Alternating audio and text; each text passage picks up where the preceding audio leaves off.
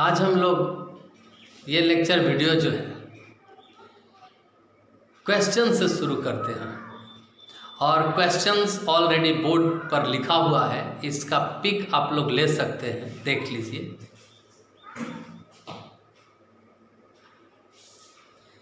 Number 1 question की बात करते हैं। Find out the number of meiosis required to produce 100 pollen grain. भाई 100 पॉलन ग्रेन बनाने के लिए कितना मियोसिस चाहिए? सोचिए, 100 पॉलन ग्रेन बनाना है तो कितना मियोसिस चाहिए? भाई पॉलन ग्रेन का फॉर्मेशन जो है ये माइक्रोस्पोरोजेनेसिस के दौरान होता है। यानी पॉलन ग्रेन के फॉर्मेशन के जो प्रोसेस उसको कहते हैं माइक्रोस्पोरोजेनेसिस। अब आप बताइए कि एक मियोसिस में कितना पॉलन बनता है? बिल्कुल 4 है ना। तो आपको कितना पॉलन चाहिए? कितना? 100 पॉलन ग्रेन चाहिए। तो एक मियोसिस से 4 पॉलन, तो 25 मियोसिस से कितना होगा? 100 हो गया आंसर। आंसर क्या होगा? 25 मियोसिस। आंसर हो जाएगा 25 मियोसिस। ठीक है, 25 मियोसिस चाहिए आपको 100 पॉलन ग्रेन्स के निर्माण के लिए। सेकेंड नंबर है कि find out the number of meiosis required to produce 50 male gamete. अब बताइए एक पॉलन में कितना मेल गैमीट होता है? बिल्कुल 2 गैमीट होता है। आप लोग जानते हैं ना कि 40% जो है पॉलन ग्रेन्स में 3 सेल्स होते हैं, है ना। 3 न्यूक्लियस होते हैं, है ना। Number 1 nucleus of vegetative cell और 2 होता है क्या? Nucleus of generative cell. अब देखना है कि 60% पॉलन ग्रेन होता है, उसमें 2 ही सेल होता है, वेजिटेटिव सेल और जेनरेटिव सेल। और ये दोनों सेल का जो न्यूक्लियस है वो पॉलन ट्यूब में डिसेंड कर जाता है पॉलन जर्मिनेशन के बाद। और जो जेनरेटिव सेल है वो डिवाइड करके 2 मेल गैमीट बनाता है। तो एक पॉलन में 2 मेल गैमीट और एक मियोसिस में 4 पॉलन बनता है। यानी कि मेल गैमीट कितना बना? 8। एक पॉलन में 2, 4 पॉलन में 8। बात समझ में आ रही है? तो आपको कितना मेल गैमीट चाहिए? देखिए 50 मेल गैमीट चाहिए, 50 मेल गैमीट चाहिए। तो इसके लिए आपको 7 मियोसिस की आवश्यकता है। देखिए मिनिमम आपको 7 इंटू 8 कीजिए 56, इतना मेल गैमीट हो जाएगा। तो 50 चाहिए आपको। तो 50 के लिए आपको कितना चाहिए? 7 मियोसिस चाहिए, क्योंकि एक मियोसिस में 8 मेल गैमीट मिलता है। तो 8 × 7 = 56। क्लियर है?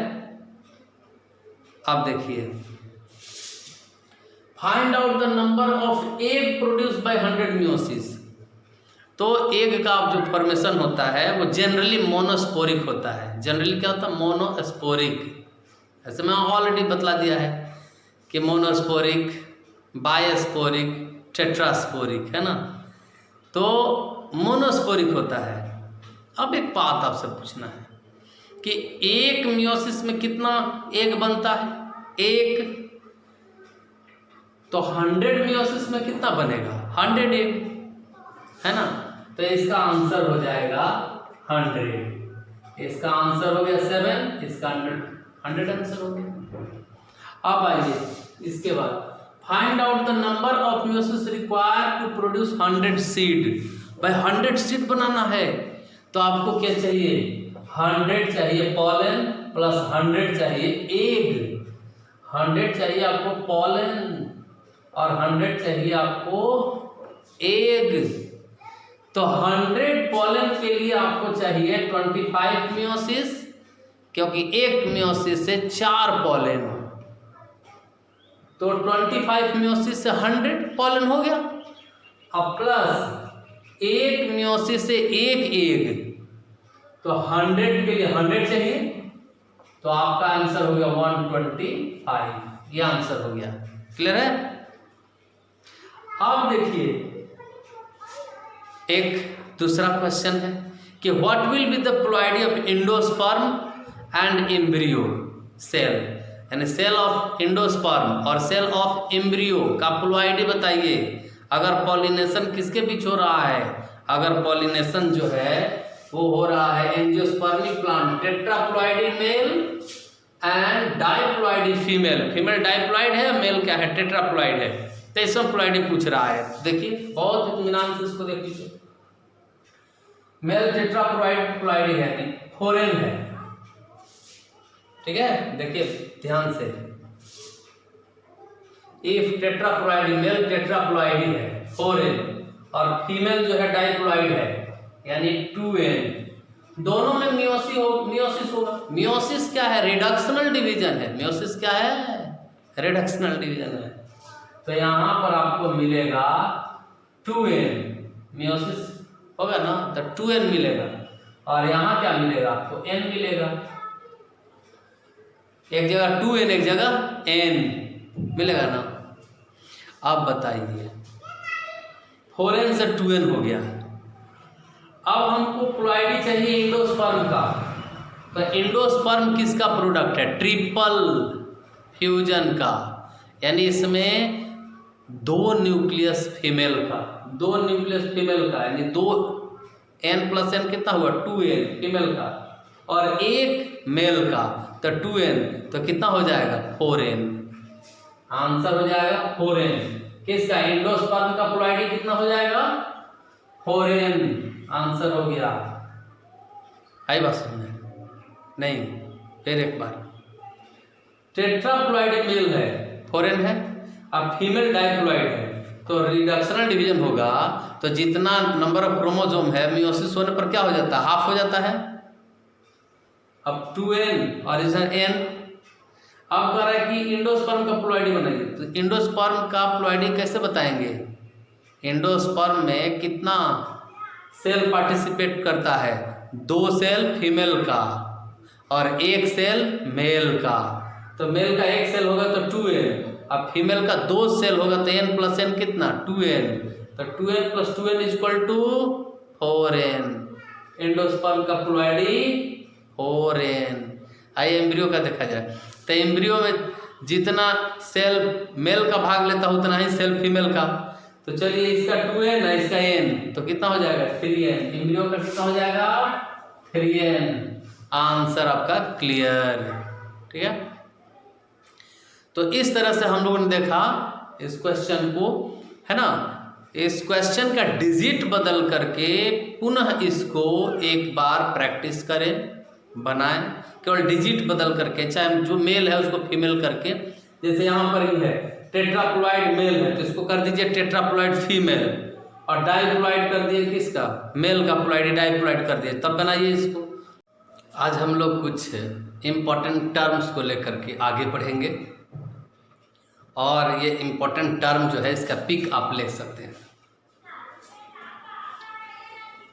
सबसे पहला है हमारा यूबिस बॉडी। देखिए यूबिस बॉडी जो है फैट से बना होता है, नॉन सेलुलर सब्सटेंस है, माने नॉन सेलुलर है ना, यानी फैट से बना हुआ सब्सटेंस है। और यह जो है माइक्रोस्पोरोजेनेसिस के दौरान, माइक्रोस्पोरोजेनेसिस के दौरान यह जो है यूबिस बॉडी जो है टैपेटल सेल के साइटोप्लाज्म में चला आता है। इसके बाद यूडिकोट, इसके बारे में समझिए, बहुत इंपॉर्टेंट टर्म है यूडिकोट।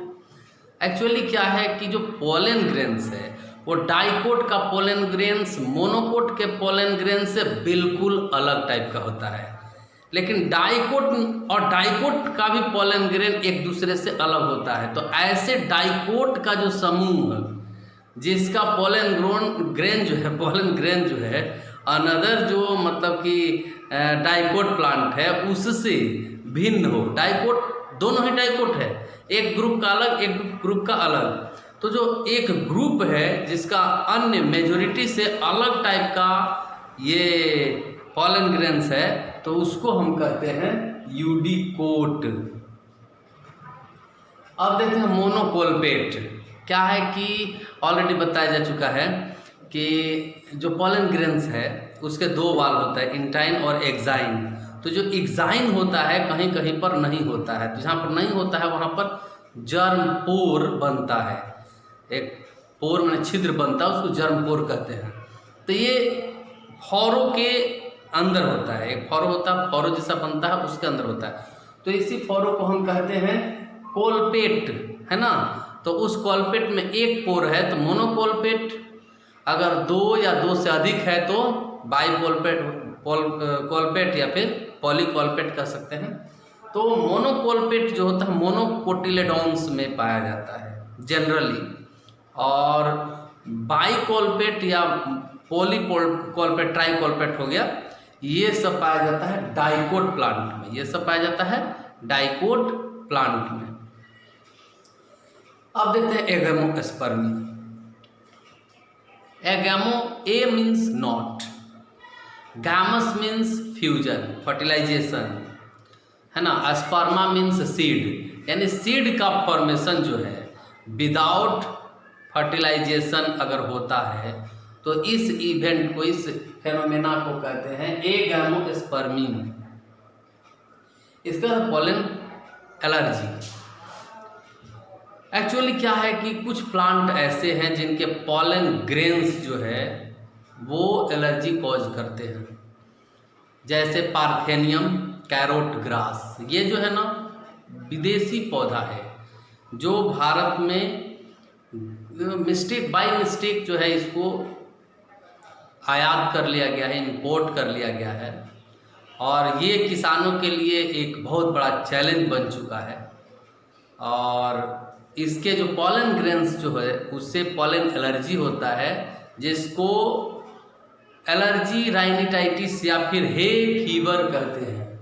हे फीवर, पॉलन एलर्जी जो बीमारी होता है उसको कहते हैं हे फीवर या एलर्जी राइनिटाइटिस, है ना, या फिर कहेंगे एलर्जी राइनाइटिस, ठीक है ना, एलर्जी राइनाइटिस कहेंगे, हे फीवर या एलर्जी राइनाइटिस कहेंगे। एक्चुअली क्या होता है कि एलर्जी जो है ये बॉडी का सेल्फ डिफेंस मैकेनिज्म है। कोई हार्मफुल केमिकल्स है या फिर कोई पैथोजेंस है बॉडी के अंदर इंटर करता है, तो बॉडी के जो आसपास की सेल है जहाँ से इंटर कर रहा है वहाँ के सेल एक एंटीबॉडी बनाता है जिसको हम कहते हैं IgE कहते हैं, है ना। एंटीबॉडी को क्या कहते हैं? IgE, immunoglobulin. एंटीबॉडी का दूसरा नाम है इम्यूनोग्लोबिन, शॉर्ट में मैंने लिखा इम्यूनोग्लोबिन, है ना। तो इम्यूनोग्लोब्यूलिन एक तरह का प्रोटीन है, ये प्रोटेक्टिव प्रोटीन है। तो IgE क्या करता है भाई? यह एलर्जी रिस्पॉन्स जो है ना उत्पन्न करता है, जिससे ईचिंग, खुजली होता है, और हम वहाँ से पैथोजेंस को स्क्रैच करके हटा देंगे, ठीक है। नाक के थ्रू जा रहा है, यहाँ पर इरिटेशन होगा तो छींक आएगा। तो ये पॉलन जो है इसके प्रति जो है हमारा सेल इस तरह का एंटीबॉडी तैयार करने लगता है, और इससे जो है एलर्जी पैदा होता है। और कुछ में तो बहुत सीवियर एलर्जी भी हो सकता है, सीवियर एलर्जी। ऐसे है फीवर है, ये सब क्या है कि कभी कभी सीवियर केस उत्पन्न कर देता है। खैर, अब इसके बाद हम देखते हैं पॉलन ग्रेन्स जो है उसका वाल। तो पॉलन ग्रेन जो है इसका वाल जो है, इसको हम लोग देखें तो इतना लेयर्स है। अब इस लेयर्स को समझे पहले। सबसे पहले टैक्टम। टैक्टम जो है उसके ऊपर सुपराटेक्टेट होता है। सुपराटेक्टेट एक तरह का स्पाइक जैसा स्ट्रक्चर होता है जो पॉलन ग्रेन को स्टिग्मा के ऊपर चिपकने में मदद करता है। इसके बाद टैक्टम हो गया। टैक्टम के बाद ये देख रहे हैं ये पोर्शन, इसको हम बैकुलम कहते हैं, इसको हम बोलते हैं बैकुलम। और उसके बाद जो फुट है, ये बैकुलम और ये फुट हो गया। और इसके बाद जो है इंडेक्साइन। तो ये टैक्टम बैकुलम फुट, टैक्टम बैकुलम फुट, इसको एक्ट एक्साइन कहते हैं, बाहर का एक्साइन। ऐसे पॉलन ग्रेन का दो ही लेयर होता है, एक्साइन इंटाइन, ऑलरेडी पढ़ चुके हैं। तो टैक्टम बैकुलम फुट ये तीनों मिल करके बनाता है एक्ट एक्साइन, और फिर है इंड एक्साइन, और इसके बाद है इंटाइन। तो टोटल देखें तो कितना लेयर हो गया, टैक्टम बैकुलम फुट ये 3 हो गया, इंड एक्साइन 4 हो गया, और इंटाइन 5 हो गया। तो एक्साइन जो है यहाँ ये पूरा जो पार्ट है यहाँ से यहाँ तक, इसको हम एक्साइन कहेंगे, एक्साइन, ठीक है, एक्साइन कहेंगे। पूरा पार्ट जो है ये एक्साइन है। अब यहाँ से एक्साइन और ये इंटाइन, तो एक्साइन बना होता है स्पोरोपोलिनिन से, जो हाईली रेजिस्टेंट होता है, ये किसी भी कंडीशन में डिग्रेडेड नहीं करता है। और इंटाइन जो है ये पेक्टोसेलुलोज से बना होता है।